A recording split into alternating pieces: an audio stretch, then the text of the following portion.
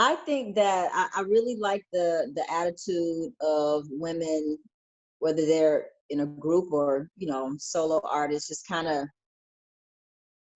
being unapologetic about who they are, how they feel, because that's how we started and that's how we still are to this day.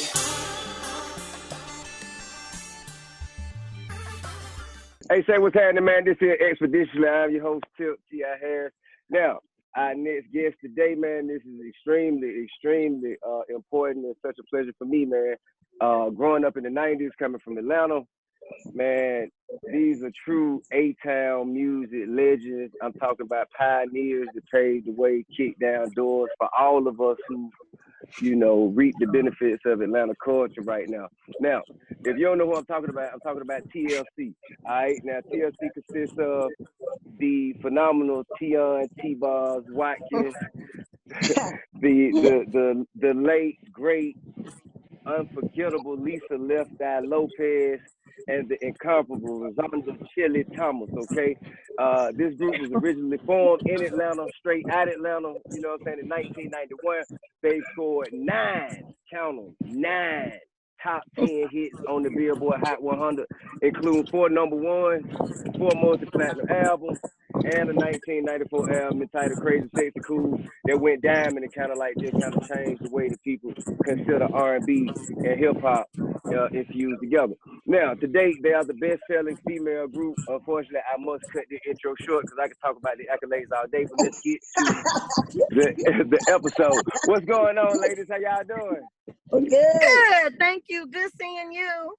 Yes. Queens. Yes. Thank you. I would be remiss as someone who has, you know, benefited from Atlanta culture. This shit changed my life. You know what I'm saying? I came from a little boy riding my bike selling dope on Bankhead to the king of the South, and you guys had a hand in, you know, kicking that door down and paving the way so people like me, you know what I'm saying? Thank you. So I salute y'all and I appreciate y'all. Thank you. Right on. But listen, so sis, I have my line of questions, and I was gonna go about the interview a certain way, but I think that you have something that you want to address that I have no idea what it is, but I'm gonna give you the floor. Okay. What's grinding your gears? What's funny is it's hard to grind my gears because we've been in the business almost 28 years. Yeah. And I've never had a rebuttal, clear up nothing. I just never say anything. But the reason, and I'm going to explain why I'm going to say what I'm going to say first. The reason why it's important for me to say something, as a woman and a Black woman, actually, who's in this industry, for both of us to not sleep our way up, suck our way up, and for me to do it off, you know, my talent, you know, when you have certain accolades and, you know, things that you really worked hard for, you can't let people take that from you. You know what I mean? Yeah. Okay. Absolutely. The other day when JD was on your show, and the reason I have to say it here because it was said here. Yeah. Okay. Some things were very inaccurate. It was like a revisionist history. That's when, you know, somebody changes what happened in the past and makes it different. And the thing about my story is I have proof because facts are facts. You know what I mean? And one thing about me is when you do something for me, I always, if you watch any interview throughout the years, I always say the same thing. I came out with a book a couple years ago and I gave JD props for what he really did. So what he really did was when we came out, when I first met Lisa and we were in Second Nature. Yeah, this is before I got in the group. Yeah, before Chili got in the group. Rico Wade and N. Burt, this is way before JD. Had came to my house because a girl named Crystal wanted to start a group. And Lisa stayed out in the car. And I hadn't met Left Eye yet. She was QT at the time, but I hadn't met her yet. And so Rico kept talking about this girl, you got to see her sing and dance. So when he came in, I did my dance, my ATL thing with my swag. And then, you know, and then I sang Guy, I wanna get with you. And another song that inspired me was Jody Watley, which came out in 1987. Right. And that was a song called Still a Thrill. And actually that song is how I figured I can sing deep. You know what I mean? Because she was late around midnight when I'm holding you near. You know what I'm saying? Okay. So I was rocking the low notes at 17 years old. Okay. Yeah. So I think the part JD forgot to mention. That's the misconception. Oh, it's a big misconception because it wasn't like he looked right. It ain't like he looked at me and said, "Ooh, this blonde girl, I'm gonna make her sound deep." The reason he knew I could sing deep is because the night in the audition, because I just did Invert Enrico Wade show. Right. The night that I sang in the audition, I was singing deep, and I sang Guy then because that was the only song. What was his words that I could mimic to, you know, say right? Because anybody who writes a song, you're gonna mimic that song because that's how the melody goes. But what he really did do, which is great, I was afraid to just do that as my thing. Now, after the audition, introduced me to JD. So you get the facts there. I was singing deep in my audition before I met him. And that's how N took me to him. He forgot that he heard me singing that way. That's what made him put me on Chris Cross's demos. Okay. Because he heard me doing it already. Okay. Then he is the one, what he did was he made me feel comfortable because I wasn't comfortable because back then in the 90s, and when I met Rozanda and she became Chili, Lisa's not here to tell you anything, but Chili knows that's all we would ever talk about. Yeah. Because he did give me my first demo so I can sing what I was already rocking myself. I didn't have to copy Guy or Jody Watley. This time I can have my own song.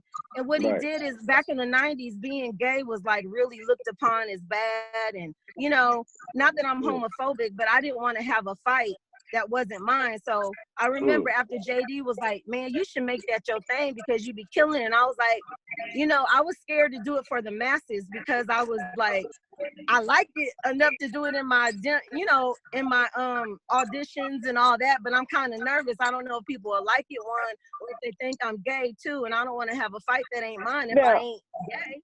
And so I went home. What is it about the low note that gives you gay though? What would say, you know what I'm saying, that people would get, that they would take that away? You know what's funny? Okay, so when I went home and talked to my mama, she said, don't give a fuck what nobody think. And I was like, you're right. So when I came out, I was like, JD had a great idea. Keep it yours. And I'm like, I came out and they thought I was gay anyway because well, it's because the way we dressed. It was all of that. The way we were dressed. You know what I mean? People just assume if they don't have anything explained to them and put out there, they just jump to their own conclusions. It's, you know. Yeah, but you know what? We're talking the young me who didn't know any better, who was just fresh and didn't know any better at the time. You know what I'm saying? You said you was intimidated by that.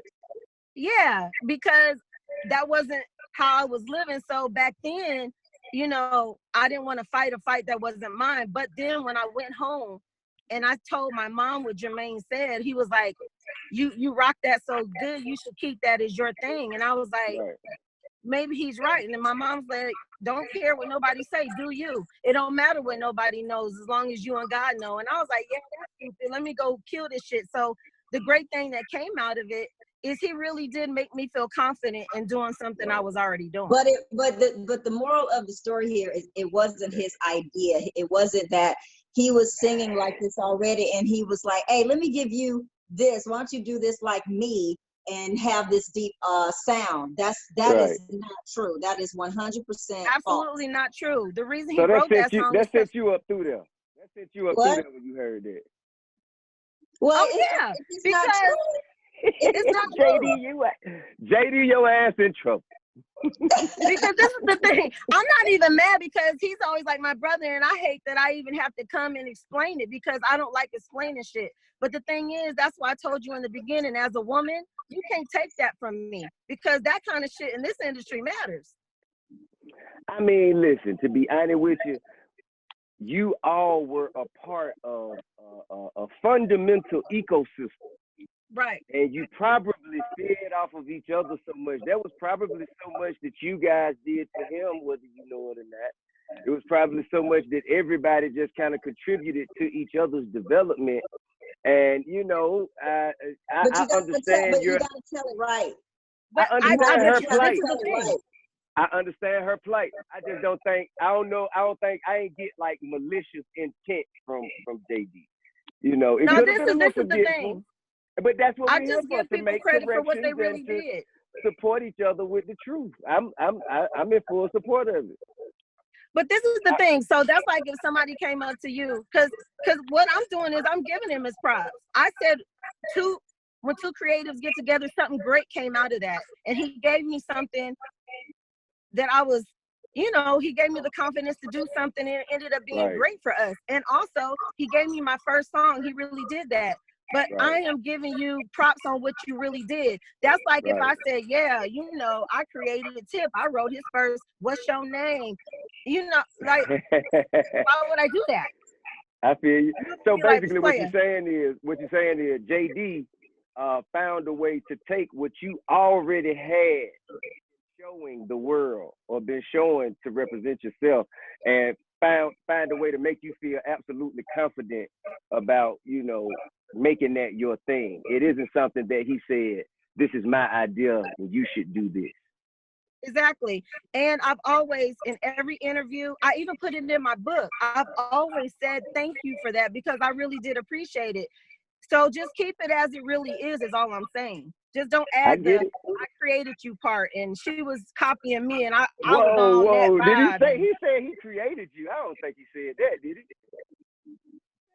How did he say it? He basically said, I need to go back and listen. No, he did say he created my low register. You need to go back and listen, little brother. Go back and listen. I do remember those. Look, hey, listen, I do recall him saying after, you know, LaFace became, after TLC signed to LaFace and became the monumental superstars that you guys are, that you guys always, you know, reach back and just always included him whenever possible, as far as, you know, working with him, and kept him in the loop of what y'all were doing. So he never really felt left out, even though he did say that you guys were working with him first before Chili came, when it was, what was the other girl? It wasn't even TLC at that time. It wasn't TLC then. But he said after you guys became TLC, that you always reach back and you always acknowledge and you always show support for him and his art. He did, like, you know, show his appreciation and his thanks and graciousness for that too. I just don't want to. I don't want it to be one sided. I'm not mad at all. I'm not mad at all. Trying to balance the scales, man. I see what you're doing. I'm gonna hit you in your kneecap tip. Ain't nobody mad at JD. I'm just setting the record straight. It's not about being mad. I'm just setting the record straight. I'm not mad at what it really is and what really happened. You know, that's what we do here. We set the record straight. You understand me? So what else? I got love for JD. Well, what else? That's why I always gave him props. Huh? What you say, Cleon? I said I've always given JD props, and I love him. That's why we always included him, and I always said, man, thank you for that, because you gave me that. You know what I'm saying? So I'm just always for keeping it as it TI is, because it's funny how a lot of people's stories, not just him, a lot of people's stories have changed over the years. And I'm like, bruh, hey, I ain't gonna check everybody, but that part you can't take from me, and I can't have it. So I'm just saying. All right. So, and now that is the real deal. You know what I'm saying? It has been straight. They straighten that shit out. You know what I'm saying? They got that shit so straight. You hear me? so straight. Yes. Hey man, listen. And it's all love still. It's all love. Absolutely. I'm not mad at all. I have an incredible amount of love and appreciation for you guys, for JD, for Rico Wade, for Outkast, for LaFace, LA, Babyface, KP, you know what I mean, Shanti, like all Goody Mob, all you guys, man, all of you, man, y'all paved the way for the shit we doing right now. And you know what I'm saying? It's easy to, you know, to look at how things are for you today and not look back and, you know, take notice of what had to happen for this to be possible for you to make it here. And, you know, I just never wanted to be one of those people. So I just wanted to salute y'all. And I need, you know, let's have peace in the kingdom now. Peace we salute you within too. the kingdom. So, No, but for real, deal we're is, fan of yours as well. We love you too, Tip, for real. He knows that. Because I was just telling him before you came on, I was telling him how I watch him in all the movies. I was watching Takers because my mama hadn't seen it when he was with Jamie Foxx and Sleepless. Like, all that stuff is good. I love what you're doing. Appreciate it. Thank you. And I appreciate y'all for taking the time out to come do the show, man. I know both of you have so much going on right now. I know Tionne, you have your own CBD, TLCBD. And what you up to? What you up to, Chili? What you got going on? Well, we have a lot of TV stuff that we're working behind the scenes going on that we're working on. Sadly, we supposed to be on the road right now. I mean, everybody. You know, the tours are just, you know, everything has gotten postponed to next year. Prayerfully, you know, we can get a vaccine soon or something, because this let's crazy. Be easy with the vaccine now, because we don't know what's in that stuff. I'm scared to take it. I'm taking it. I get the flu shot every year. I don't play, so I'm not opposed to. And the year that I did get it, because when I was a kid, I used to get the flu every year when I was a child, and it was bad. Like I have fever, hallucinate. It was crazy, and so before the vaccination and all that stuff, you know, my big mama told my mom to give me a teaspoon of cod liver oil. Do you remember that nasty stuff? Cod liver oil every morning, and then I didn't get sick anymore. Yeah. But you know, now but yeah, for years, I mean, I get it. So I'm not upset about a vaccine. It's just I don't want to be the first in line when they first come up with it. I'll wait a while. I mean, I think that's you want to see who fast? I'm scared to take the vaccine. I'm scared of it. The virus. See, I take my chances. Oh, am I frozen? I'm frozen. Okay. There you go. I said I take my chances with the virus. You say you'll take your chances with the virus? Yeah. I'd rather deal with the virus than the vaccine. That's just me personally. You know what I'm saying? That's just me. But are you doing stuff to make sure your immune system is where it needs to be taking? Absolutely. Elderberry. Yeah. Sea moss.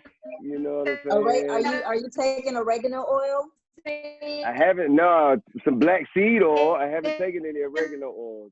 Get oregano oil. Okay. Oregano oil and cod liver oil. What's going on with Tionne? I don't know. What's wrong? What? T. She's frozen. She look pretty. She must have some 5G interference. You know what I'm saying?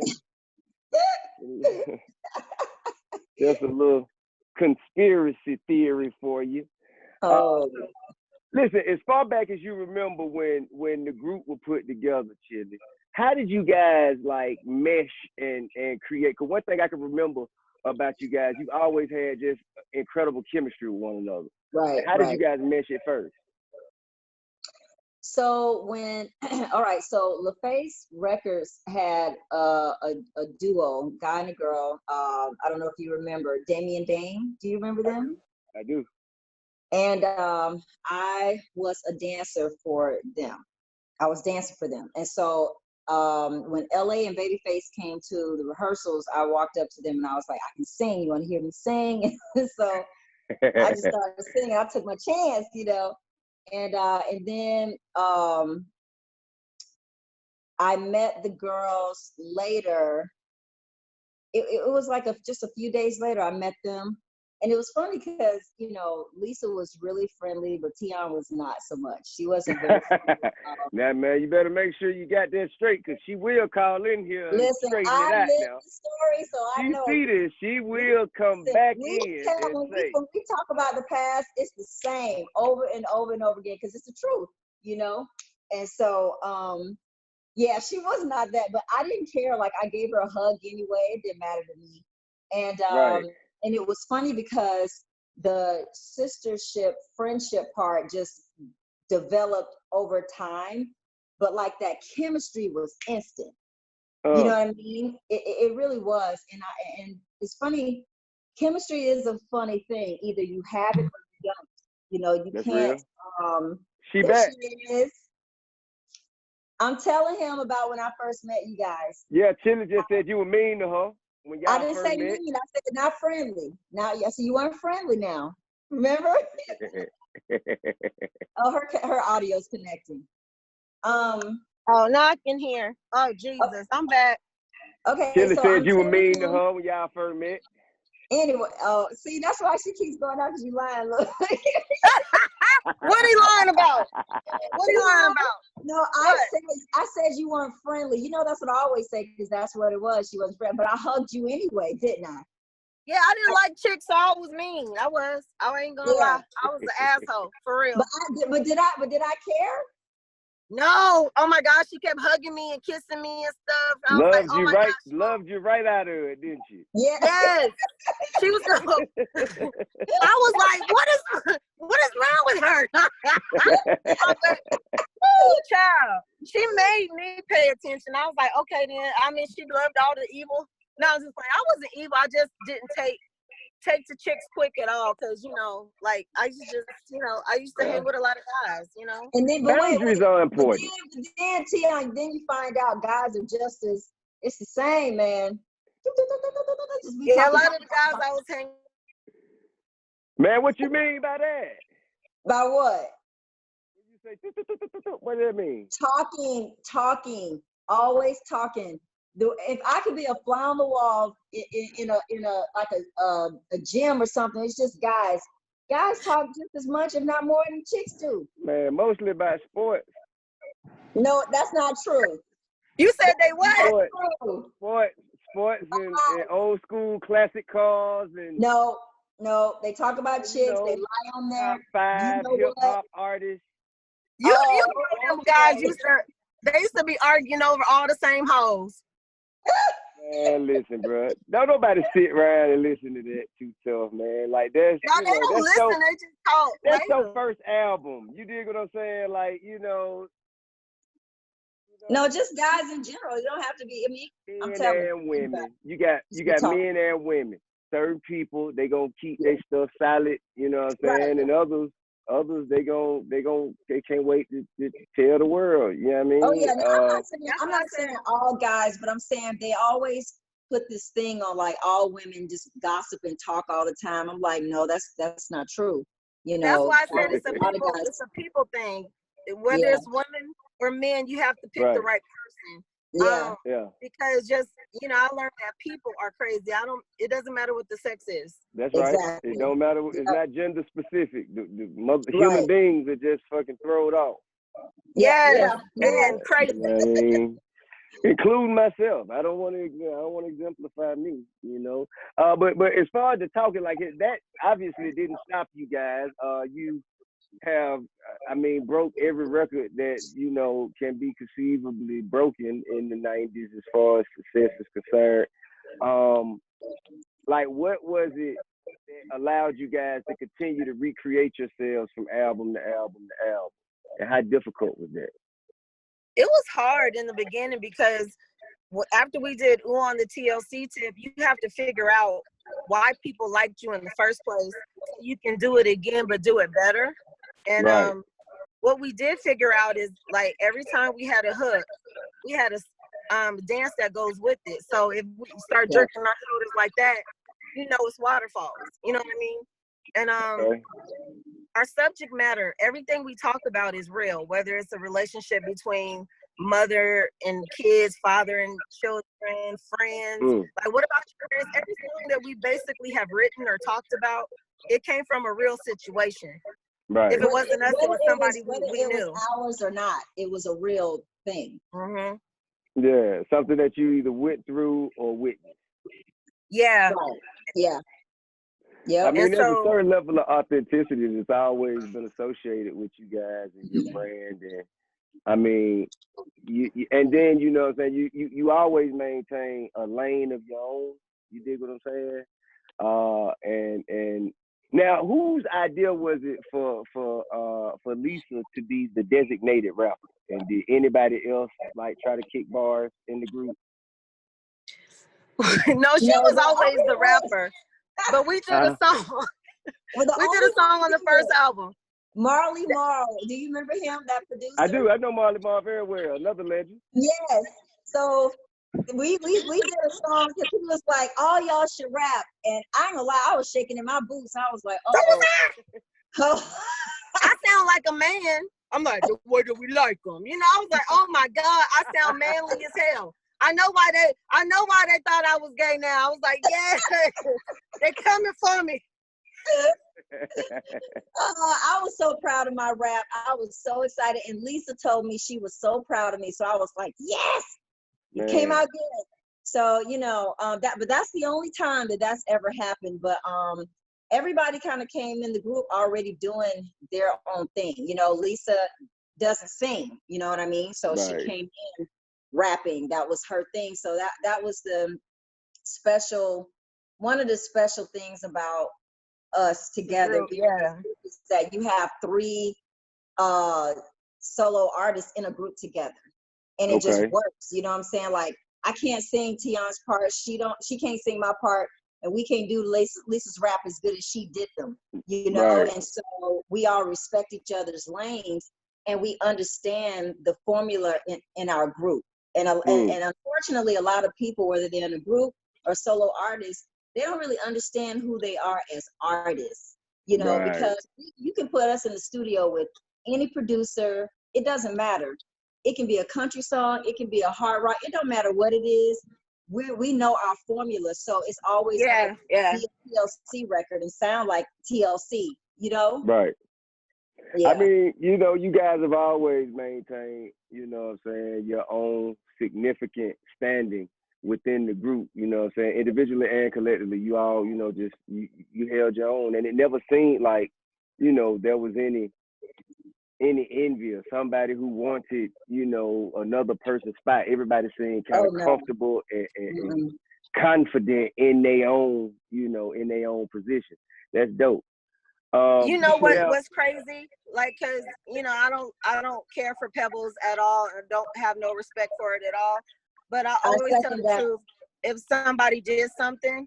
And one of the things that she did that was good for me is when we had our songs, you know, and I was singing deep, I had to figure out what kind of dance moves and swag would go with, you know, what kind of attitude or dancing would go with how I sounded. Because if I had on heels and was too girly, you know, and I was already a prissy tomboy, so she put me in a rehearsal hall by myself for a week, and she was like, figure out who T-Boz is.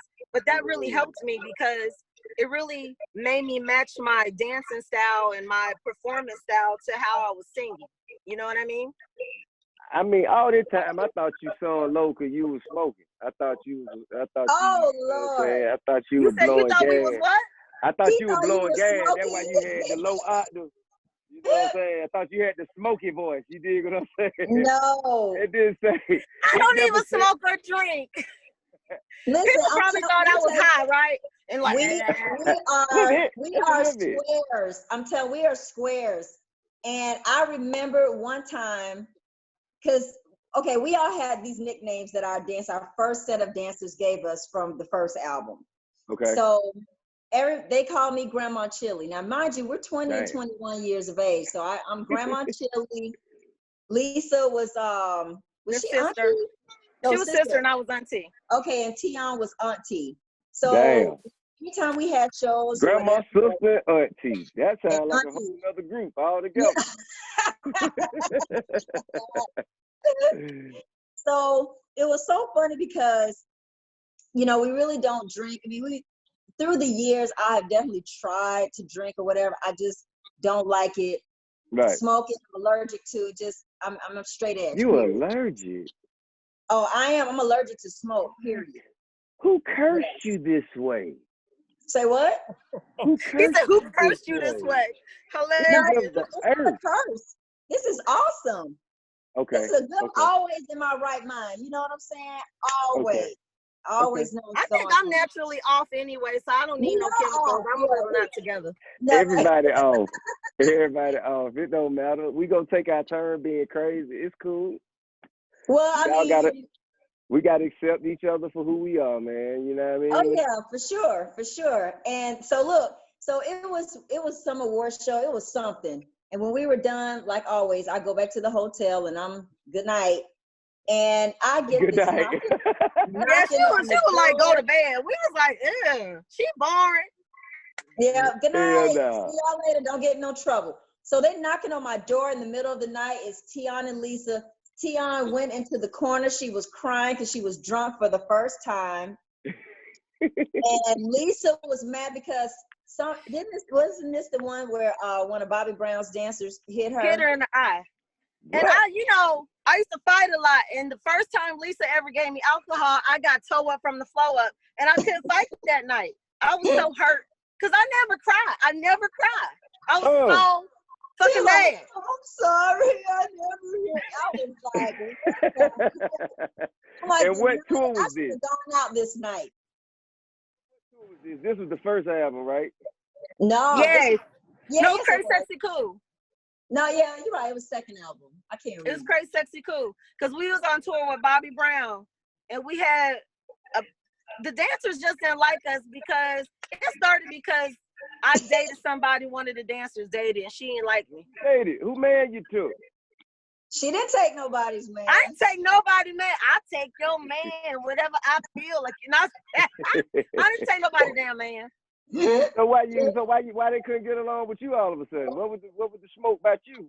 What you do? They thought we was little, so I guess they thought they could try us. I guess. And let me tell you, honestly, let me tell you something. We are not to be messed with, and I'm not just saying that.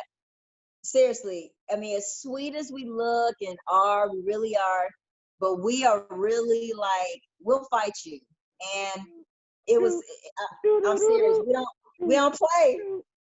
We don't play, especially when it comes to each other. We're very protective of each other. You know what I'm saying? Right.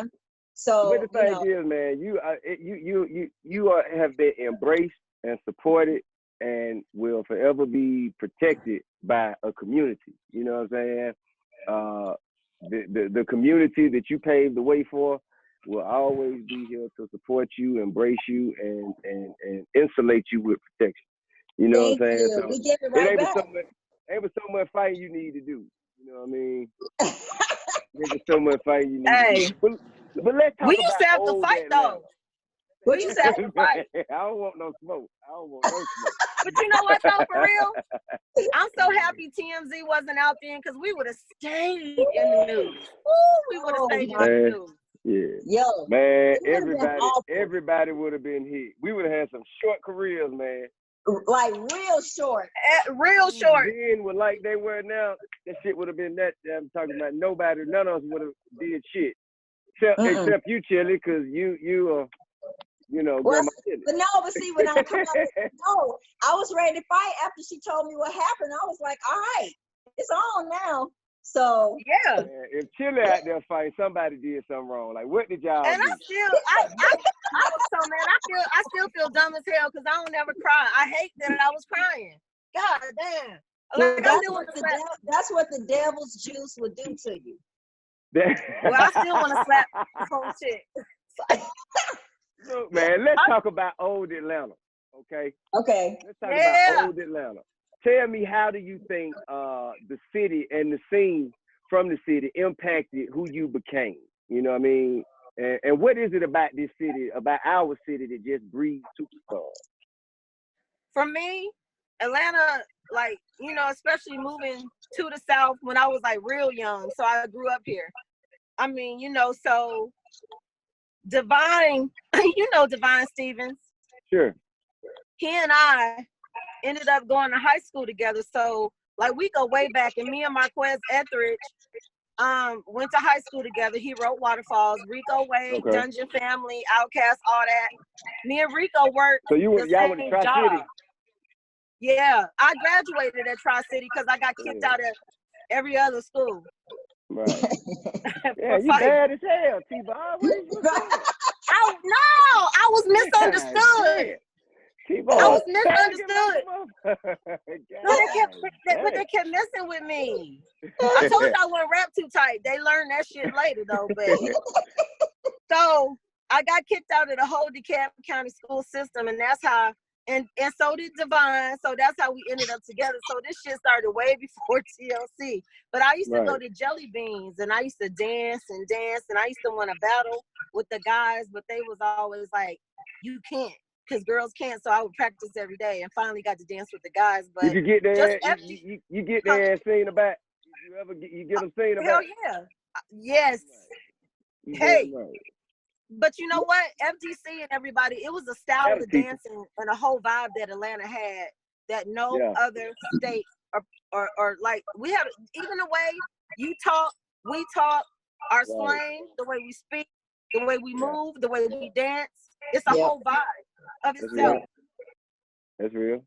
You just mentioned a little bit about Jelly Beans. And you know, a lot of people don't know this, but ATL, my first film, that you were gracious enough to allow me to be in, Tionne. See, a lot of people don't know that was loosely based off of you and Dallas Austin's life, right? Yeah. So you are the true Nunu. Yeah, I'm the true Nunu. You the true Nunu. So look though, so was it that you were rich and you were trying to fit in the hood for real, or was that just, you know what I'm saying, some fiction? Like how much of it was true? They was mixing up after I was in TLC and made some money life with my broke life. Gotcha. So, you know, they put my story in like the twins who was getting out the back of the car. That's how me and my friends used to get out my mama's car. And they named Tasha, they named her Gail, and that's my mom's name. So they just put some of my story throughout, but I was living in Headland and Delow. And hey man, that's Zone 4 SWAT area, Southwest Atlanta, man. That's and so me, Rico, Marquez, and Sleepy Brown, we made a pact that whoever made it first would put the other one on. So when I made it, I put all my boys on. I was like, Rico, I made it. KP, I made it. Like, and I put all my peoples on. Like I said, you know, that's Divine, right. I made it. You know what I mean? That's right. So what was it about, like, the scheme? And so does that mean, since you're the true Nunu, and I guess Rashad was supposed to be Dallas, did that mean that y'all had some kind of interest at one time? So that was all fictional too? That was fictional too. Like when we was 14, I think me and Dallas talked on the phone every day, but it wasn't ever like that. We never went on a date. We never kissed. And then my beautiful group member, who became my sister, ended up, you know, with him. Now that's that part. Oh, damn sure did. Yeah. But, you know, y'all had a child together. But you know, that part, you know what I mean? I forgot. So Dallas, so you ended up with Rashad. Okay. So she was with Rashad. So that was made up. Man, well, it's a phenomenal story, and I mean, it impacted my career and took it on a trajectory that I couldn't anticipate it. So, you know, I appreciate you guys, you, Dallas. Appreciate Will Smith, who was the producer on that, for telling the studio that he wouldn't make it if I wasn't in it. Appreciate Chris Robinson. Appreciate all the cast, Lauren London, Jackie Long, the twins. You know what I mean? Jason Weaver. Y'all did a great job. Evan Ross. Yeah, man. It how culturally relevant that film still is, and how much it spoke. It was like a Breakfast Club, or like a Stand By Me for a generation. You know what I'm saying? Right. And that was that your first like film as a producer? Yes, it was. And Chili and I executive produced our movie, Crazy Sexy Cool, the TLC story. Okay. And so that was the second. And where was that? That was that Lifetime? No, it was VH1, but Viacom is who we did the deal with. So everybody under that umbrella of Viacom plays our movie, you know, and they'll do it for the next 30 years. Mm-hmm. So Crazy Sexy Cool, the TLC story was your second project that you and Chili worked on together as executive producer, and that was on Viacom / VH1. Mm-hmm. Yeah. Okay. Well. Yeah. How did you feel about? Were you happy with it when it came out? Yeah. I mean, we were involved from day one. I mean, I remember when this was like first album, and we were at a photo shoot, and this is when it hit me. I was mad at them that day, and I didn't want to be at the shoot. I don't know, you know, just sister stuff. I was mad at them. I didn't want Tionne to touch me. I didn't want Lisa to touch me. You know, so you were hugging on everybody though. Now you don't want people to touch you. No hugging. Yeah, then she was like, "Don't touch me." Yeah, no hugging that day. So anyway, you remember proofs from when you take photo shoots and stuff? You know, the proofs, they kind of look like they look like Polaroids. Yeah. And I remember going back looking at the pictures, and that's when I saw the chemistry. I was like, oh my gosh. I said, if you look at this picture, you can't tell that I'm mad at them. All you see is some magic, because that's what I saw. So as time went on, I always told them, and I don't know if they believed me or not, but I always said, it's going to be a movie about us one day. I'm telling you, it's going to be a movie. So moving forward, when What's Love Got to Do With It came out, Lisa and I went to see that, and she and I went to see the 5 Heartbeats. And I said, whoever wrote this, the Tina Turner's movie, I said, has to write our movie. Our story. Okay. So didn't know when it was going to happen. So when the opportunity presented itself, I remember being in my truck, and our manager called, and he was like, yeah, we have this writer. And oh my gosh, I'm tripping. What's her name? She wrote Set It Off too. But wait, Set It Off what's her name? Say her name. Oh my God. We can edit this. We can edit all of this. Don't worry about it. Okay. Y'all can Google. Y'all go ahead, Google. Then we'll do it over. We'll edit it correctly. Oh man, Tionne, we're gonna fix it. We're gonna fix it. We're gonna make it look perfect. Don't worry about it. I'll never forget. Kate.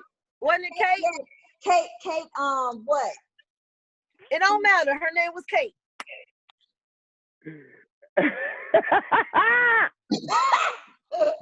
You know what's so funny right now, man? Partner who I smoke with. Say what? Same problem. My partner who I smoke with had the same problem. You dig what I'm saying? So, no, I need to tell you people to pull up Kate, who wrote Crazy Kate Lanier. Kate Lanier. All right, here we go. See how I be doing? All right, here we go. All right, so I was in the car, and then he said, we have the writer. And I'm like, okay, who's the writer? He said, Kate Lanier. And I was like, who is that? And he said, she wrote What's Love Got to Do With It. I almost lost it. And mind you, by this time, Lisa has passed away. And I cried. I couldn't believe it. I could not believe the person that I said years ago ended up being the person that wrote the script out with us. So we sat. But you did not see. You didn't search her out. You didn't send people to and tell people that was the writer. No, I did not. So it just serendipitously happened. Yeah. Spoken in the universe. It was meant to be. It was meant to be. It was meant to be. And so, so we were involved with the auditions. I mean, we were involved in everything. We were on set every day. The only time we didn't go on set was during the scenes where Lisa passed away and all that. So we didn't want to be on the set for that, So yeah. And when the movie came out, it was awesome. It broke records. Yeah, so we're very happy about that. Man, you deserve all the success that you guys have received and more. You know what I'm saying? We spoke about Lisa, and I just remember her being just, you know, an incredible spirit with just like radiant energy. You know what I mean? And I just met her like I met her a few times, but the one time I actually got a chance to kind of like spend a little more time around her was on the Donnell Jones video shoot. Oh, okay. Yeah. So that was like my first video, first chance, first time to be around people who were like like from the industry. I was like kind of getting myself acclimated in, you know, into the Face family. And she was just always so cool and laid back, like, you know what I'm saying? Like, man, chill out, man. Everything, you know what I mean? And that translated through the music. You did? Yeah. But when we talk about left eye, we can't forget now all of the health and wellness and the being mindful about what you put in your body, and Dr. Sebi, and she was on that wave decades ago. Yeah. She going to Honduras. Yeah, she evolved to that, you know, place in her life. Because I remember many times, I mean, anytime we would go out and eat dinner, like this first and second album, and Lisa would order 2 separate meals and eat them all. She would order, she'd order one with like a seafood, like a whole meal. So it's like shrimp and potatoes and a vegetable. And then she would order a steak with broccoli and something. Yes, broccoli and like French fries. Then eat both plates and all the sides. Where did she put it? I don't know. That's what we said. All of it. She ate it all. And she could blow her stomach up really big, but it would shrink back down. But at one time, you couldn't do it. Remember? I didn't do it at the time. But you know what else was funny? Like her and Andre, when she was with Andre, she would, like, in the hotel room, they would order from like 4 or 5 different restaurants and let all the to-go, you know, containers on the bed and just hand everybody a fork. It's crazy. Girl, did you hear that? Into a robot. Well, I'm just making sure I wasn't the only one that heard that. Yeah. I sound like a robot. You did. Slowed you down. It chopped and screwed you a little bit for a second, but then you caught back up at the end of the sentence. Okay. I was saying she would have like 20 different entrees and she would eat them all. And they would be all spread out on the bed. Like, she was one of the greediest people I knew. And then I was the second greediest. And she's the second greediest. Yeah. I don't eat like them. Well, they get hangry. Yeah, She gets hangry. Yeah, and I'm like, when we're working, we have to stop, because if she's hungry, she turns into this other mean person. Like, you don't want to meet. I think I'm like that too. Man. Like, I don't, you know what I mean? Once I got hungry, man, we're gonna stop everything until I get me something to eat. Yes, that's how she is. Stop everything. Oh yeah. I don't think nothing wrong with that, man. Was Lisa like that too? No, she wasn't like that. She would eat on camera. She would do a lot of things like, oh Lord, like when she didn't used to shave her underarm, she'd be like, it's natural, you know. No. Let me tell you, when she comes to a photo shoot, and I'm not lying, this right here would be her underarms. Nah. Am I lying? No, for real. It would be like that. And then we would like put our hands in front of her and she'd be like, why are you blocking it? We'd be like, no.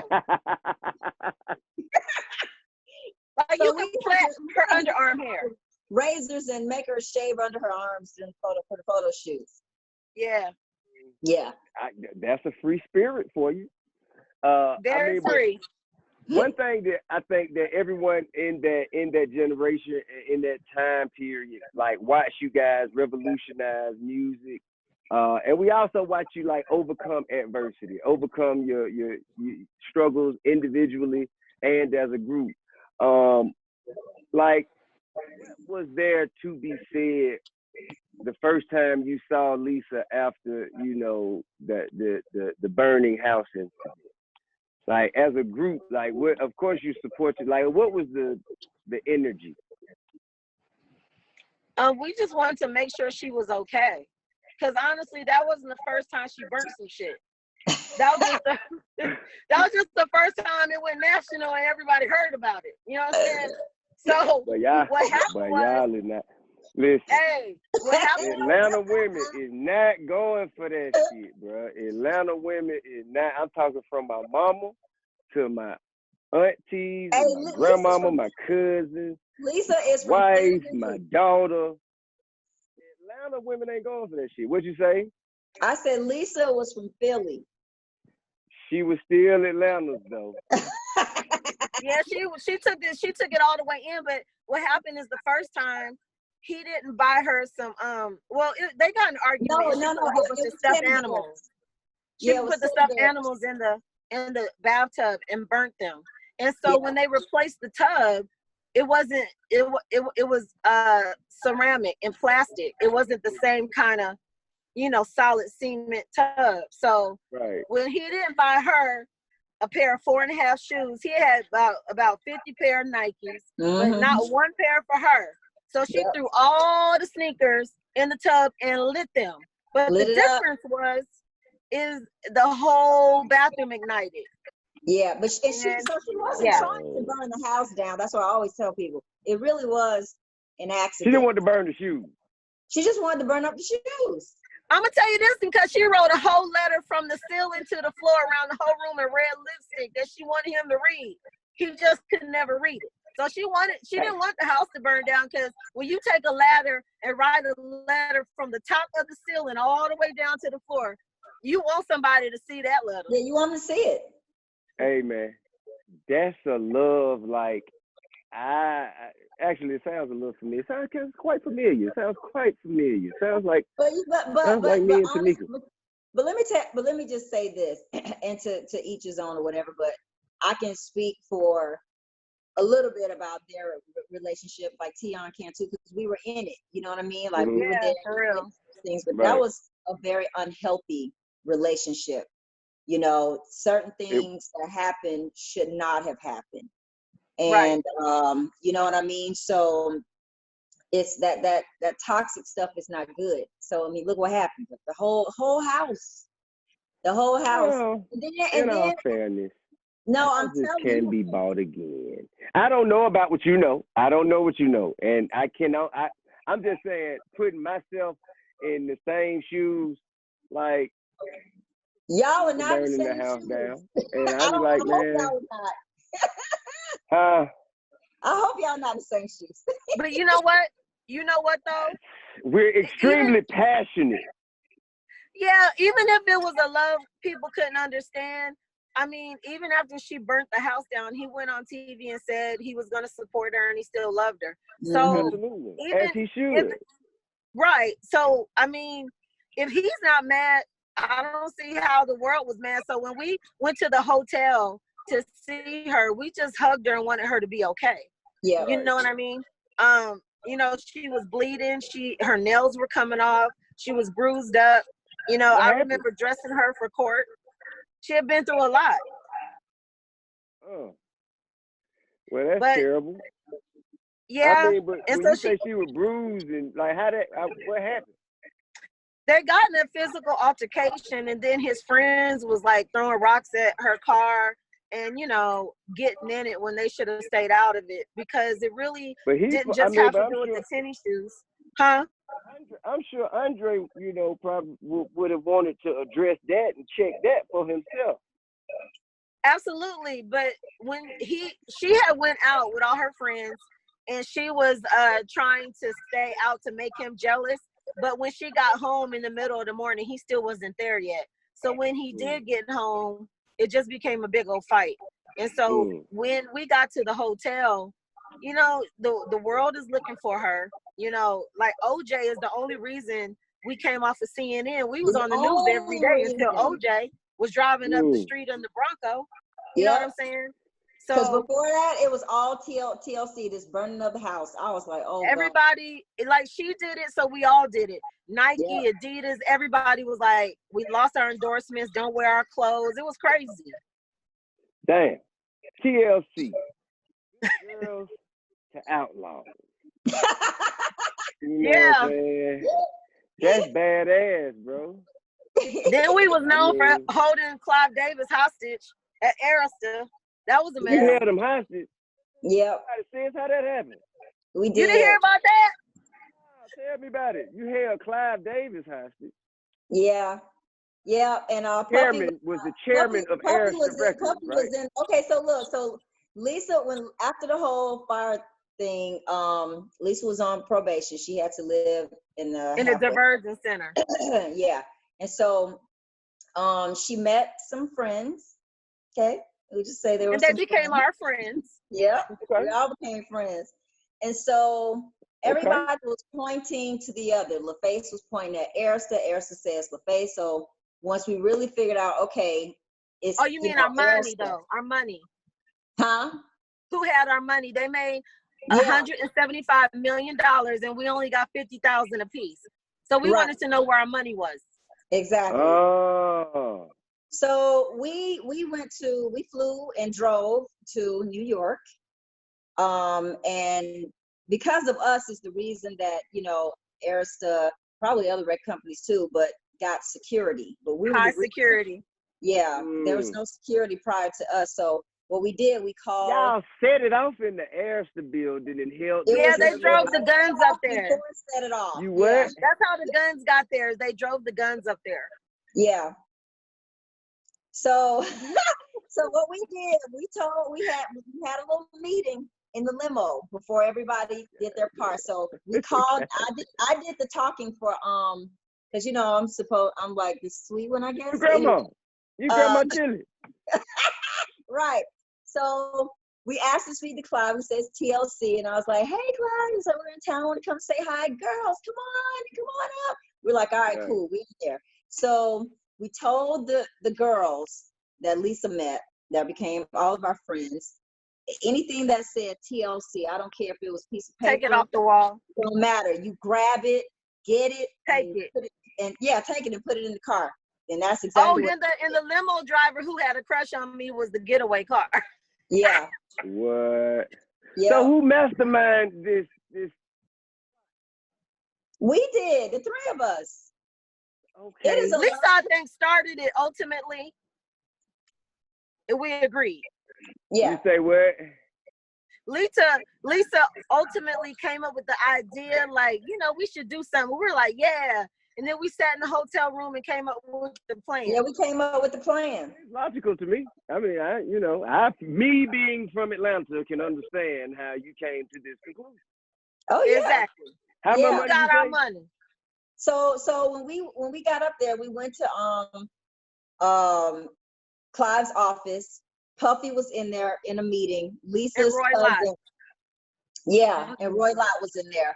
And Lisa's cousin took the music out and said, TLC, have something to say and you're gonna listen. We put Puffy out of his own meeting. We said, you gotta go. And he looking like, huh? No, then that's when I was like, please come on, Puff. Like, we just gotta talk to him. And he went and called LA, like, yo, they mad bugging, yo. So okay, we told the girls, don't let anybody in or out unless we say it's okay. So the three of us were in there with Clive. Roy Lott wasn't in there anymore because remember, Tionne, when Roy he wanted Roy to come in there, Roy went back to his office and called and said, I can't get in. So we had to let the two girls that were outside of the door, we opened the door and said, hey, let him in. So it was crazy. We locked the whole building down, basically, and they called the cops.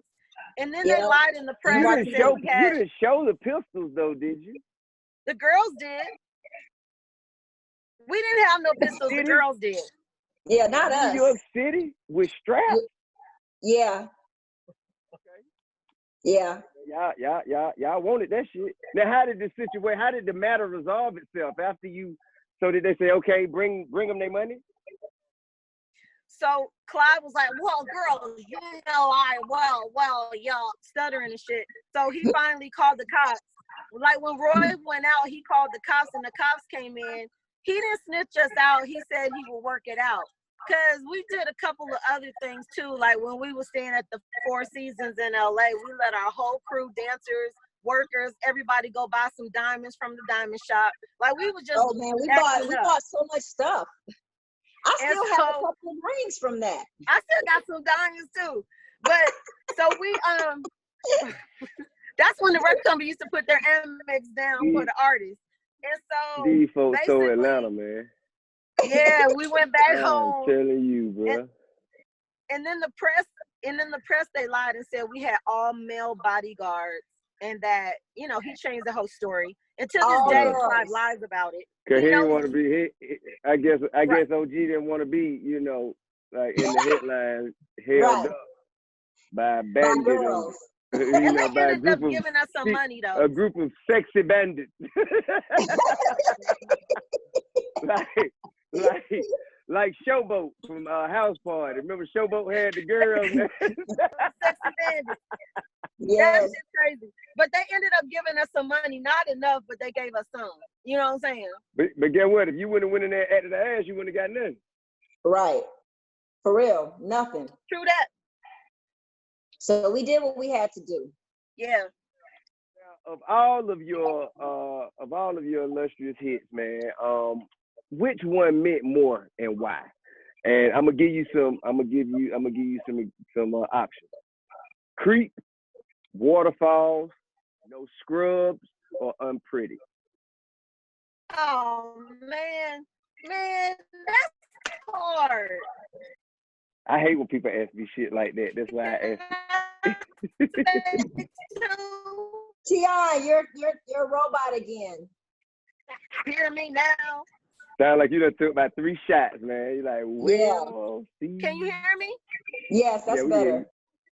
That's hard because, well, Waterfalls is our biggest song to date. And that put us on the map in a different way, like where people took us serious as a pop group. Right. And personally for me, Unpretty was because that was the first song that I had ever written in TLC. Gosh, man, and Scrubs was the girls' anthem. That's hard. You can't do that, Tip. I mean, I just wanted to know how do you feel, Miss Grandma Chili? It's funny because my favorite song would not be any of those. I love those songs, but my favorite song was Hat to the Back. And Hat to the Back was on our first album. And what was this song? Huh? What was it about, Hat to the Back? Okay, so Hat to the Back basically it described us, period. Right. So it's like I wear my hat to the back, pants down real low. That's the kind of girl I am, you know? And Lisa's raps to me to this day are my favorite. That's your favorite. It's my favorite all day long. So I just feel like that song really describes our group and like our style and all that kind of stuff. So, and the beat is crazy. And when we released it as a single, it was actually JD did the remix. That's what we did. Okay. Yeah. So that's my favorite song. Now, of course, I have to ask you. You know what I'm saying? Since I am married to part of the writing team for No Scrubs, so I must ask, how did that particular song come about? Okay, so we were pretty much at the end of recording. And I remember being at the studio and Shakespeare was playing music. Mm-hmm. He's playing some songs. And I'm telling you, time I heard the da-na-na-na, da-na-na-na, I was like, that one. And so that's all I heard. And so when he played the rest of it, I was like, that's the one. Right. And I don't even remember anything else he played. I just remember that I was like, this is a smash. And you know, we went in there and knocked it out in like 2 seconds. It's funny because there was a couple more cuss words in it that I said. I can imagine. I know who wrote it. I know the dirty mouths of the ones that wrote it. So I can imagine. So, you know, I kept the one in there, but I was like, oh, we're going to get rid of some of these because it's funny because They had Grandma Chili in here cussing. You know, and those were during my cussing days. I mean, I don't really cuss anymore. Like it's just something that Yeah. Like your system, huh? But you know what I thought was great though, because originally I think they were going to keep it for themselves. So I commend them to this day for letting us have that song because it was a major hit. And to this day in concert, kids of every age and all generations love that song, and they lose their mind when that one comes on. Yeah, that's amazing.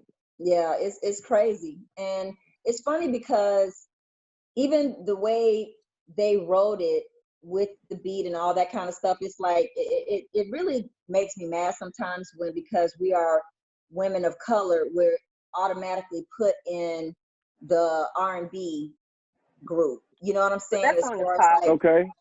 But honestly, to me, I mean, it's everything. It's R&B, it's hip hop because of Lisa. You know what I'm saying? Yeah. And it's pop too. You know, and so No Scrubs, Waterfalls, and Unpretty, those are pop records. It is what it is. You know, it's not bubblegum pop. You know what I mean? It's not that, but they are pop records. You know, and it has a message that speaks to the culture. All of your songs have purpose. All of your songs have purpose, whether it's hat to the back, the purpose is you giving direction and instruction as to what to expect from you guys. And you know, absolutely. What about your friends? It's telling people to beware of who you share your personal business with and who you call your friends. And of course you got Waterfalls is telling stories of, you know, the perils of taking the wrong turn in the community, making wrong decisions. And of course, No Scrubs is the anthem of don't date no broke nigga. So, all of your songs have purpose. And in the 90s, like that, a group like TLC, like you just mentioned, a superstar pop group, to be so outspoken, to have all of your songs have messages, even your coming in the game in your first album, your style had messages with condoms on your eyeglasses, and you know what I'm saying? Like, were you guys not apprehensive? You know what I'm saying? Why was that so important for you guys to have such a strong message in your music instead of being bubblegum pop like you just said? Mm-hmm. Well, one thing that was always important to us, like, you know, when you look at somebody like Michael Jackson or the best to ever do it, the one thing that I always feel about artists, it's okay to take certain things, like, you know, he always tries hard and does his best when he performs, but I never believed in just trying to straight out be somebody else. We always wanted to be trendsetters and have people, you know, emulate what we were doing and have something to stand up for ourselves. So the lyrical content being strong, the dances to be strong, like, you know, the outfits, we were known for more than just one thing. And that was great, you know, whether it's you want to dress like us. So, and if you're in a position, especially as a woman, to have a message and have the platform to do so, why not do it? Absolutely. I'd rather stand for something than nothing at all. You know what I'm saying? And I'd rather be respected and have something of substance to speak for than just being an airhead puppet and just doing what everybody else says and being a follower. That ain't hot. Right. I get that. I respect that. Now, let me add to that. And the thing is, like she's saying, we have, our songs have a lot of messages, you know, positive messages, and it's crazy because it's not preachy. You get the message, you understand what it is, you can kind of ride along with us, you know, and whatever it is, and it speaks to you, you know what I mean? And the thing is, they used to say we were feminists, and it's like, we're women, we're talking from a woman's point of view, and we always encourage women to, you know, be secure with themselves. And even when people would come up to us and to this day ask us, you know, give me some advice or something like that, it's like, because honestly, nothing is original. How can it be? You know what I mean? Nothing new under the sun. I said there's nothing new under the sun. That's what the Bible says. Not. Yeah, but right. what it is what we did. You know, our formula that works for us, we stuck with that. You know, and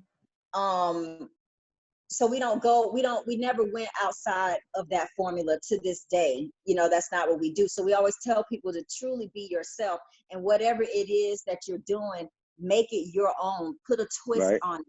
You know, do something to it that makes it your own thing. So every time you do it or somebody is copying you, they'll be like, oh, that's such and such. You got that from such and such. You know what I'm saying? Exactly. So that was always important to us. Now, okay, I got, you know, a couple more questions that directly address, you know, you guys' position in history.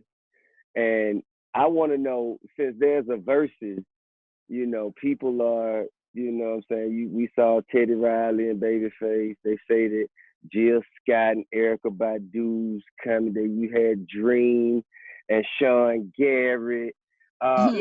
Who would TLC, I think, best compared to or best lined up with for a verse? 20 hit record against who? You know, a lot of people always would compare us to other groups just because it's a girl group, but I still don't really think that we're, you know, I think we're all different. But we always hear TLC and Destiny's Child or TLC and SWV. What's funny is SWV was TLC first. They had the name first. But they didn't legally lock it in. So Pebbles had got it. So they had to become sisters with voices. What happened? Hey, they didn't legally lock it in. You know how you buy your domain and, you know, legally do it. Yeah, I think they were just calling themselves that. Yeah. Yep. So SWV was originally TLC. That was the name of their group. Yeah. Tender Love and Care TLC. Yes. And then we, T-Boz, Left Eye, Chili. So Pebbles went, I guess, behind the backs of SWV, and, you know, trademarked the name TLC. Guys to use, and then they had to change their name. Yeah, it was almost like whoever can come out first, whoever can get it first. And that so was we got it. Yeah, so we just happened to beat them to the punch with that one. So we were able to keep the name. That was an enormous play. Now, with that being said, I think SWV and TLC, or should I say the Battle of the TLC. Hey, listen, we should do one. Let me tell you something. In my opinion, we never ever like to be compared to girls, because we always support females, period. Like every girl group that was out before us and during us and after, we support. You know what I'm saying? There's no competition. We felt like our competition was against boy bands. Yeah. So I would say maybe TLC against Boys to Men or something. But I wouldn't. That ain't bad. That would be fun. And you know why? It's because men used to go out there and they can pump twice, and girls are like and scream and just lose it. So we were like fully dressed, you know, little prissy tomboys. And we were like, hell no, bro. But we did always show, you know, love to the females, because even when we did fan mail, it was like Christina Aguilera, and we wanted to share the love with Destiny's Child, and they came on the fan mail tour. So we used to share our love with the other chicks. Like, you know, but we never felt we were like in competition with them. It was harder to compete against men. So that's why we went against the guys like BBD and all that. We could do TLC and BBD. But they That would be came out dope. way before we did, but I would say Boys to Men would probably be more accurate. Yeah, we Okay. can do Boys to Men. Come on, guys, let's go. Oh, is that a challenge here expeditiously? Okay. Hey, we stay ready. We stay ready. What's up? I think I just made an arrangement. I've locked T-Boz and Chili in. Calling you out. Tionne, you and the robot sound. Boys to Men, you guys have been called out by the lovely ladies of TLC. And be careful now, because they will lock your ass in an office. What? We'll lock you up in the office. Be careful about how you respond to this. Oh, yeah, you're right. That's true. But let me say this I'm gonna say this real quick. It's funny because like our last album, Snoop actually ended up working with us. But just so you know, and maybe it's still open in the future, we just got to get the right song. But we've always wanted to work with you.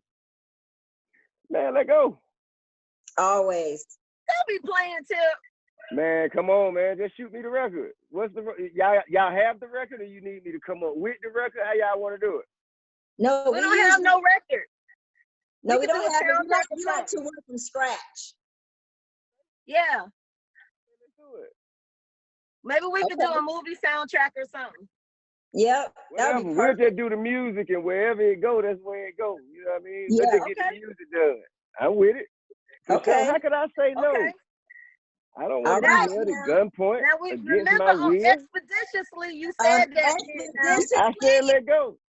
You said let's go. I don't want no smoke with y'all, gangsters. You don't want no smoke. Please no. Do not want to be held at gunpoint against my will, man. No. No. We are so sweet. We are so sweet and nice. Yes, we are. Listen, man, we gon' absolutely. I'm gonna keep y'all sweet and nice, because I don't want to see the other side. You know what I'm saying? Anybody? You know you got the other side too. What you talking about? Yeah, we know about your other side. Yeah, we don't want none of that smoke neither. We all the same. You go to New York with a car full of pistols to walk in an office and hold rich white men. I mean, you know. That's the shit that legends are made of right there. That's how you get shit done. You know what I mean? Yes. These are all jokes, people. We are not condoning any violence. You know? No, we're not. No, we're not. Don't be thinking we that. all just joking and playing. But boy, the men, we calling you out. Come get some. Come on. Let's go first. Oh, damn. Guys, you have 24 hours to respond. Yes. Now, this is another question. Okay. That relates to your position in history. How do you feel about difference in girl groups and like of today and how things are done now? Do you feel that your legacy or the torch that you passed is being maintained properly? Like what are your thoughts on where the females have taken music today, the type of music you do? I mean, it's a okay, I'll say this. It's not a lot of superstars anymore. But there are some good artists out, you know, who work hard and deserve everything. They, you know, all the accolades and everything they're doing is up to par. But the Michael Jacksons and stuff like that, you don't see that too much no more though. That's real. That's real. What do you think? How do you feel about that, Grandma Chili? I think that I really like the attitude of women, whether they're in a group or, you know, solo artists, just kind of being unapologetic about who they are, how they feel, because that's how we started and that's how we still are to this day, you know. Right. And being confident, you know what I mean, about who you are, no matter what anybody says, you know. Right. So I my hat goes off, you know, to the women doing it like that, because they should, you know, if that's who you are, that's how you feel, this is how you want to represent yourself, you know what I mean? Then do you, be you completely, be your authentic self, period. Yeah, we like women who speak up, because I hate weak people or people who are just passive and just let people walk all over them. I don't like that. So I agree. The women who stand up for themselves and they're just going to be who they're going to be. I don't care if it's good or bad. Just at least you're you. You know who was real refreshing on the scene was Cardi B. And I say that because whether you liked her or not, she was herself. And that 100%. to me was so refreshing. She didn't give a damn what you thought. I'm me. I'm Cardi. And I like that. I loved it. Yeah. I was like, hell yeah, finally somebody who ain't trying to play a role or, you know, always be perfect or whatever. She was just herself. I mean, Cardi definitely a real one. She definitely a real one. She's solid in real life. Yeah, I like her. Yeah. That's what's up, man. I can't thank you guys enough. Now, before we, you know, wrap up, is there anything that you guys would like to share or discuss that we haven't, you know what I'm saying, touched on? Anything you have going on that you want to make people aware of? Well, I will say, we'll end it with something TLC. We're working on a TLC musical, and we're excited about that. I mean, the Rona slowed a lot of things down, but, you know, hopefully, God willing, next year we'll pick up. A lot of the people will stay more healthy, and we'll get through this, you know, together. This too shall pass. This too shall pass. No, it will pass. Yeah, it will pass. Yeah, it will pass. It's something we come out of this strong and go back to doing what we love to do the most, you know, performing and do what we do best. You know what I mean? Because that's our second home, I believe, for all of us. And we love what we do. So it'll be happy to get back to that. And also thank you for, you know, taking the time to rock with us today. Yes. My pleasure, man. How could I say no? How could I say no? When they say, hey, listen, T-Boz and Chili got something to say. Say less. Say less. No problem. Anything they want. Thank you. How about you, Chili? Huh? You said, do I have anything else to say?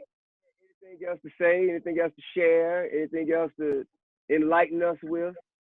No, I really want to say that regardless of what we are hearing or not hearing in the news, you know, with this coronavirus and everything, they really don't understand this stuff, you know, and so it pains me because I go to places that I have to go to for myself and for my mom, you know, like the grocery store, you know, got to go to the grocery store. I'm masked up. I got the gloves on.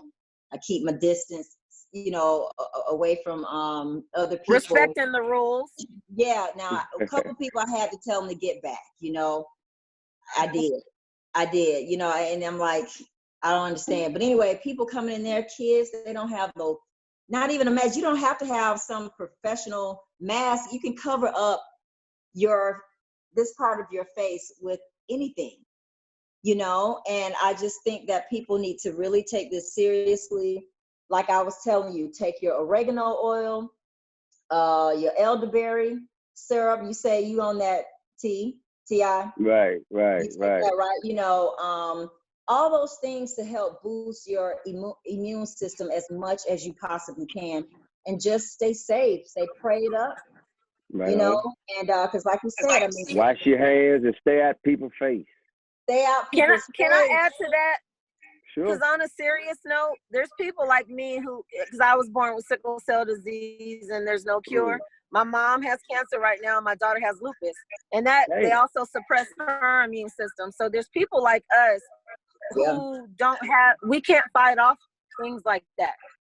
Who actually can die. You know, so when you don't respect the rules and follow the rules, you affect people's lives tremendously. Yeah. People like me who cannot afford to catch not one nothing. Okay. Because I don't want to be fighting for my life ever again. I've done that enough. And being able to make it to 50 last week when I was told I would never see 30 is a blessing. Can you believe that? Yeah, y'all is not 50. Both of y'all 50 years old, man. No, I'm no, she's not yet. You 49. Oh, okay, cool. Okay, cool. Okay, you 49. Okay, cool.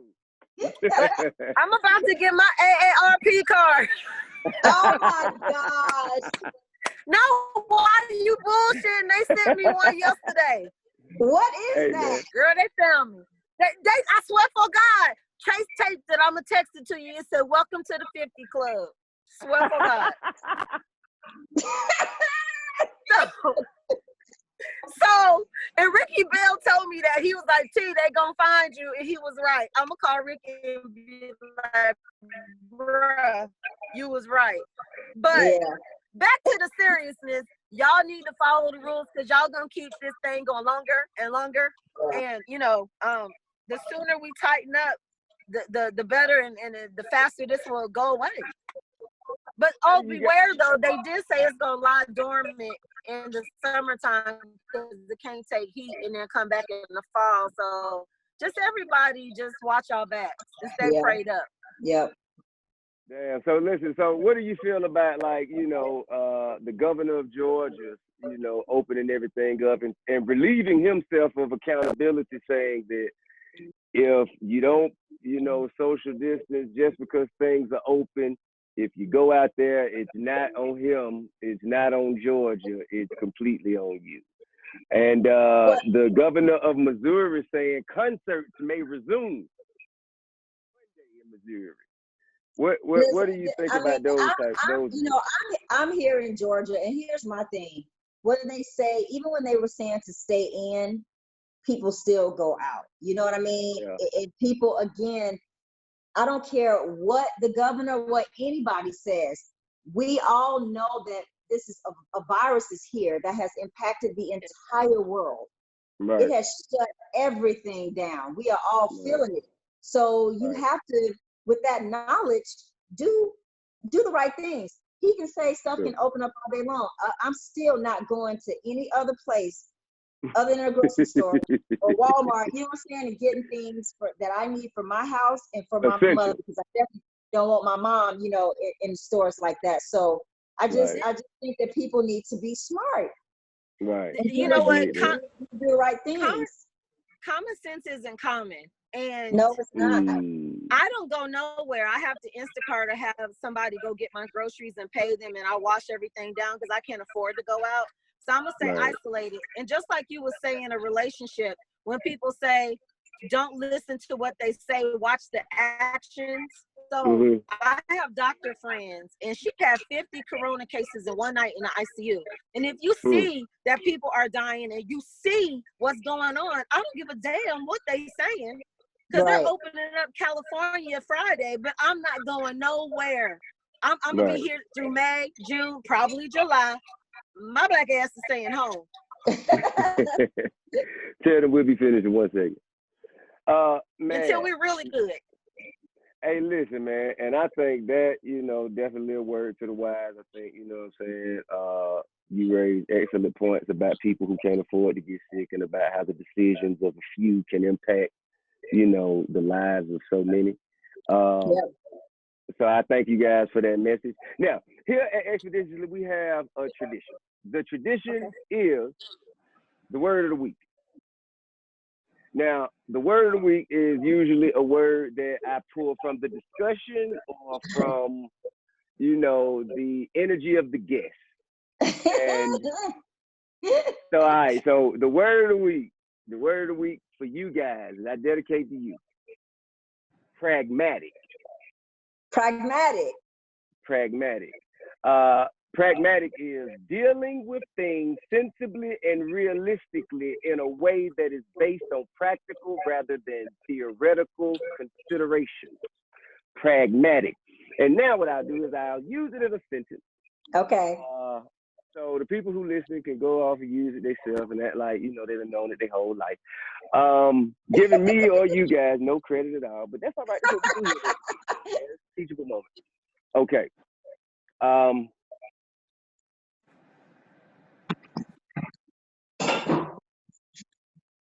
Despite Chili's pragmatic demeanor, TLC has a tenacious streak of gangster shit in them. Make no mistake, beware.